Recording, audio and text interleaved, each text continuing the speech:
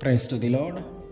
ఈరోజు దేవుడు మనకిచ్చినటువంటి వాగ్దానం ఏమిటంటే, మొదటి రాజుల గ్రంథము 19వ అధ్యాయము 7వ వచనం. నీ శక్తికి మించిన ప్రయాణము నీకు సిద్ధమై ఉన్నది. ఆమేన్.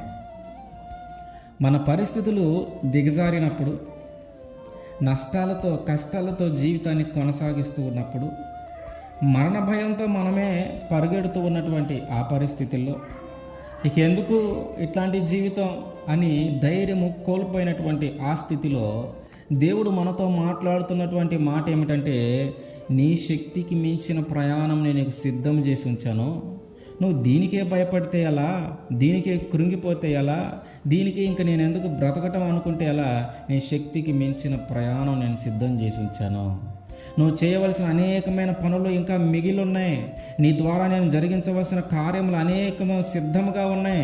నువ్వు లేచి బలపడు, నువ్వు ధైర్యం తెచ్చుకో.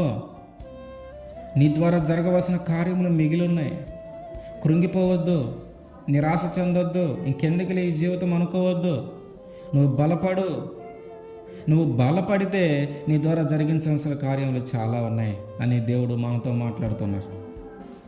ఏలియా గారు ఆ ప్రవక్తల బలిపీఠము దగ్గర బయలు ప్రవక్తలందరినీ చంపి ఆ విషయము చంపిన తర్వాత ఆ విషయము యెజబెలుకు తెలిసింది.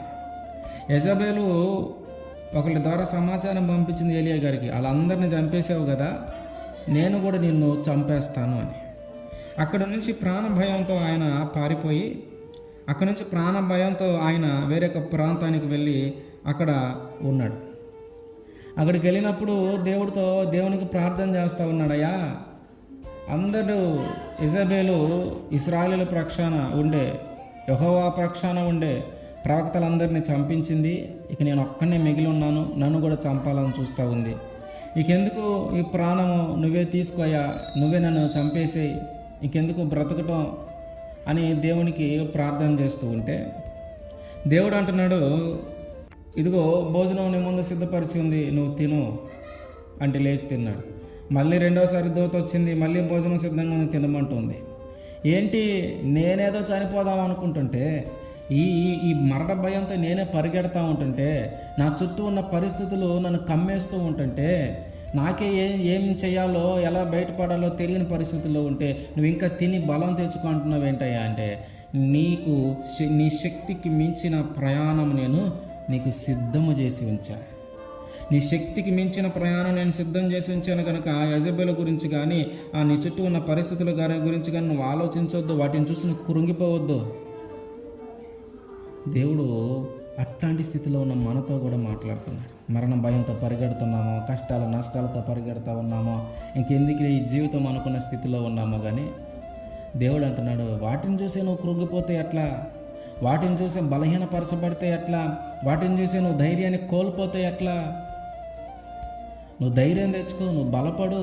నీ శక్తికి మించిన కార్యాలు నువ్వు చేయాలా. నీ శక్తికి మించిన కార్యాలు జరిగించడానికి నేను నిన్ను ఏర్పాటు చేశా. నీ శక్తికి మించిన కార్యాలు మిగిలి ఉన్నాయి నువ్వు చేయాల్సినవి.